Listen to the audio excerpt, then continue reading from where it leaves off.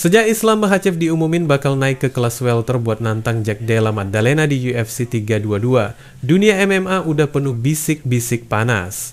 Bukan cuma karena Islam lagi naik daun, tapi karena ada satu janji yang keluar dari mulut orang paling berpengaruh di UFC, Dana White. Dari jauh-jauh hari si botak sudah ngasih sinyal bahwa kalau Islam berhasil ngerontokin Maddalena, maka takhta pound for pound bakal balik lagi ke tangan sang raja Dagestan. Dan janji itu bukan sekadar basa-basi, itu kayak deklarasi resmi bahwa Islam lagi di jalan buat ngambil alih seluruh panggung MMA modern.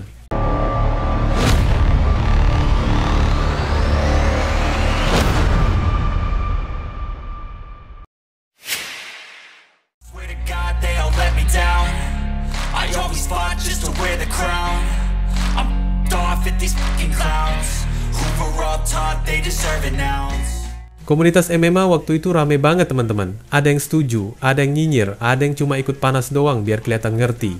Tapi satu hal jelas, omongan Dana bukan omongan sambil ngopi. Dia bilang bahwa apa yang Islam lakuin sekarang itu bukan lagi sekadar jadi juara.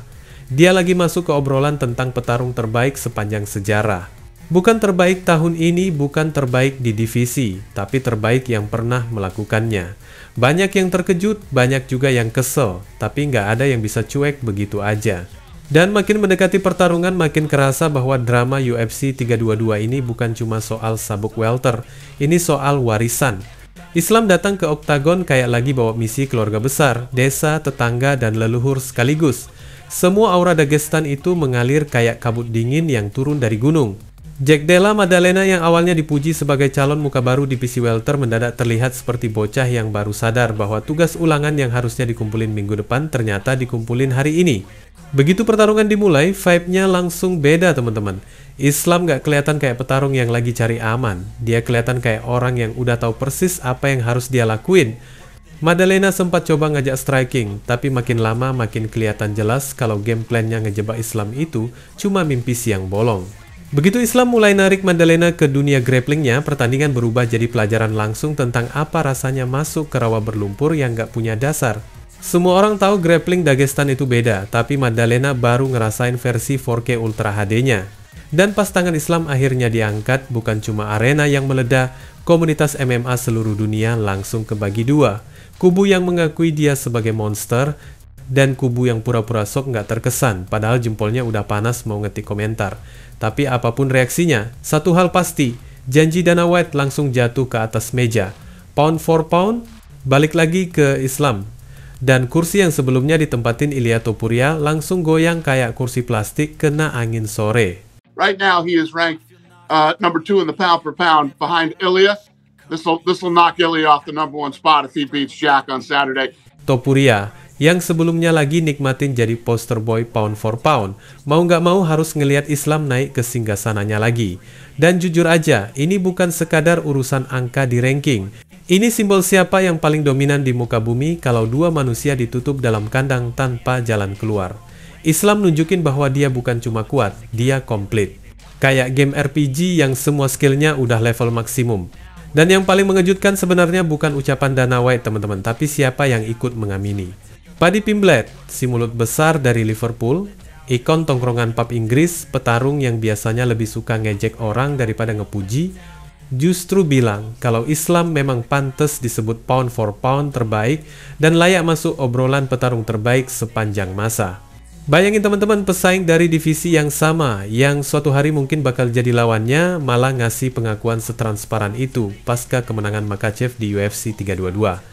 Itu ibarat geng motor sebelah bilang motor lu lebih kenceng daripada motor mereka. Gak ada untungnya buat mereka. Tapi kalau udah diucapin, berarti itu jujur dari hati. Pound for pound number 1 lot. Unbelievable performance. I think he goes down as one of the best ever, me, like, yeah. Sementara dunia pada heboh, Islam sendiri tampil santai kayak orang yang baru selesai jogging sore.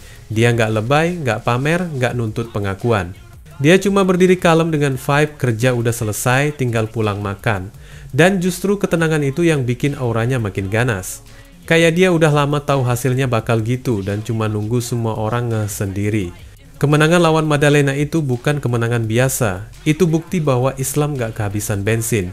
Dia gak lagi di puncak karena hoki. Dia di puncak karena dia makin lama makin berkembang. Dari striking sampai grappling, dari kardio sampai mental, semuanya kayak dikelupas satu-satu lalu diganti dengan versi upgrade. Dan itu yang bikin banyak orang mulai mikir, kayaknya nih orang beneran bakal masuk jajaran GOAT. Tanpa perlu ngomong besar, Islam nunjukin kalau dia punya blueprint buat jadi legenda yang masih aktif. Ngejaga dominasi di satu divisi udah gila, tapi naik divisi dan tetap kelihatan kayak bos besar, itu cuma dilakukan sama segelintir nama dalam sejarah. Dan sekarang nama Islam mulai masuk ke daftar itu. Setelah UFC 322, dunia MMA harus menerima satu kenyataan pahit buat sebagian fans. Takhta itu udah kembali ke pemiliknya. Dana White udah bilang dari awal. Paddy Pimblett udah ngakuin. Komunitas MMA akhirnya cuma bisa ngeliat dan manggut-manggut sendiri. Mau nggak mau, suka nggak suka, Islam Makhachev sekarang bukan cuma juara, dia simbol kekuasaan baru di dunia pertarungan.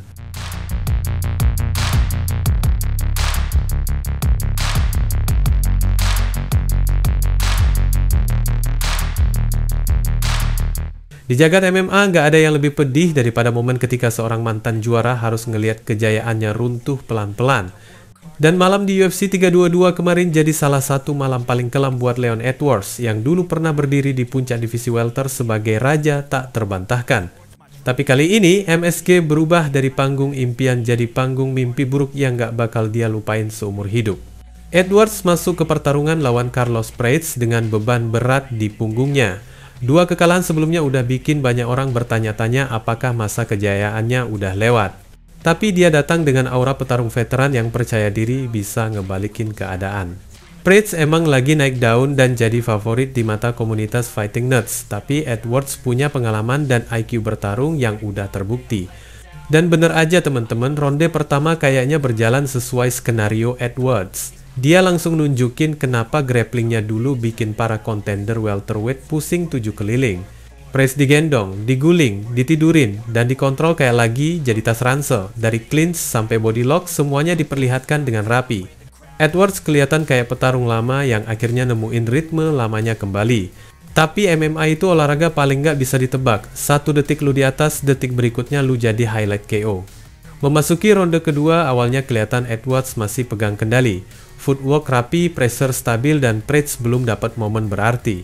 Tapi kayak adegan film yang berubah tiba-tiba, Prates tiba-tiba nemu celah. Di sekitar 90 detik pertama ronde kedua, dia ngelepasin straight kiri yang melesat kayak misil.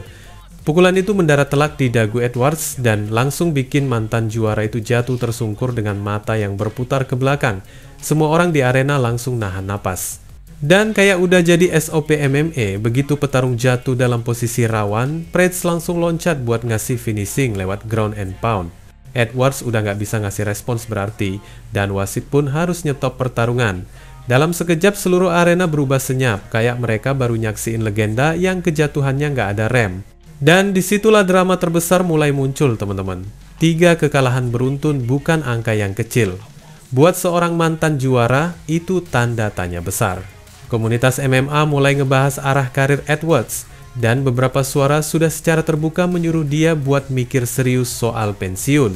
Bukan karena mereka benci, tapi karena mereka tahu betapa kejamnya dunia MMA kalau lu maksa bertahan di saat tubuh lu udah nggak sama kayak dulu. Nama yang paling kenceng ngomong, Ian Garry. Padahal sebelumnya Edwards sempat dikaitkan dengan pertarungan dengannya. Edwards berharap kemenangan atas Prates bisa jadi tiket buat balas dendam ke bintang muda asal Dublin itu. Tapi semua rencana itu langsung ambiar begitu dia kalah KO. Garry bahkan dengan santai bilang bahwa menurutnya lebih baik Edwards menutup karirnya daripada makin jatuh lebih dalam. Edwards sendiri pasti ngerasain pahitnya. Dari pernah jadi rajanya welterweight, ngalahin nama-nama besar, sampai punya hype besar dari Inggris, tiba-tiba karirnya terjun bebas dalam waktu singkat. Dan kekalahan kemarin itu bukan sekadar kalah biasa. Itu KO pertama sepanjang karirnya. Pukulan yang gak cuma merobohkan tubuhnya, tapi juga ngancurin citra keabadiannya sebagai petarung yang sulit dipatahkan. Wassalamualaikum warahmatullahi wabarakatuh.